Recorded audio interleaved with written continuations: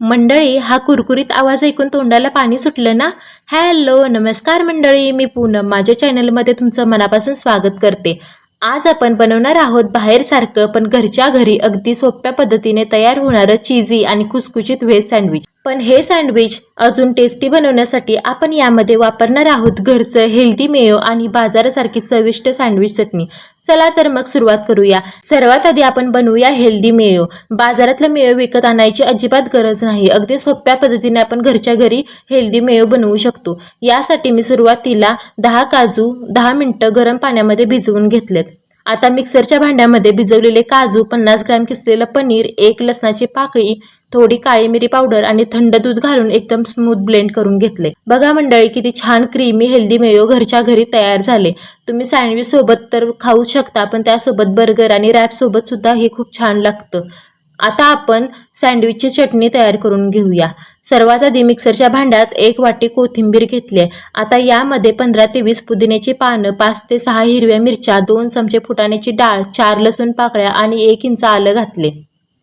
यानंतर 1 चमचा जिरे, 1 चमचा लिंबाचा रस आणि चवीनुसार मीठ घातले। शेवटी 3 बर्फाचे खडे घालून सगळं एकदम बारीक वाटून घेतले। झाली आपली झटपट, तिखट, चविष्ट आणि अगदी बाजारासारखी हिरवीगार सँडविच चटणी तयार। ही चटणी सँडविच, टोस्ट, रोल आणि वडापाव सोबत सुद्धा खूप छान लागते। तुम्ही नक्की ट्राय करा। आता आपलं मेयो आणि चटणी दोन्ही तयार आहेत। चला तर मग बनवूया आपलं चीजी व्हेज सँडविच। सुरुवातीला 1 कांदा, 1 शिमला मिरची, 1 टोमॅटो आणि 1 काकडी बारीक चिरून घेतलाय। आता एका भांड्यामध्ये बारीक चिरलेल्या भाज्या, त्यामध्ये चाट मसाला, चवीनुसार मीठ, टोमॅटो केचप आणि आपण तयार केलेलं घरचं मेयो घातले। आता हे सगळं छान एकजीव करून घेतले। आपल्या सँडविचसाठी चविष्ट असं स्टफिंग तयार झाले। आता ब्रेडच्या दोन्ही बाजूंना हिरवीगार सँडविच चटणी लावून घेऊया। आता तयार केलेल्या भाज्यांचं मिश्रण ब्रेडवर छान पसरून घेतले। त्यावर थोडंसं मोझरेला चीज घातले आणि दुसरे ब्रेड ठेवून सँडविच बंद केले। आता सँडविच मेकरमध्ये ठेवून दोन्ही बाजूंना थोडंसं बटर लावले।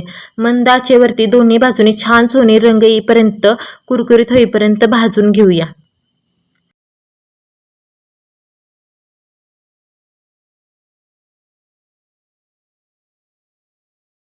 बघा मंडळी, आपलं गरमागरम चीजी, बाहेरून खुसखुशीत असं व्हेज ग्रिल सँडविच तयार आहे।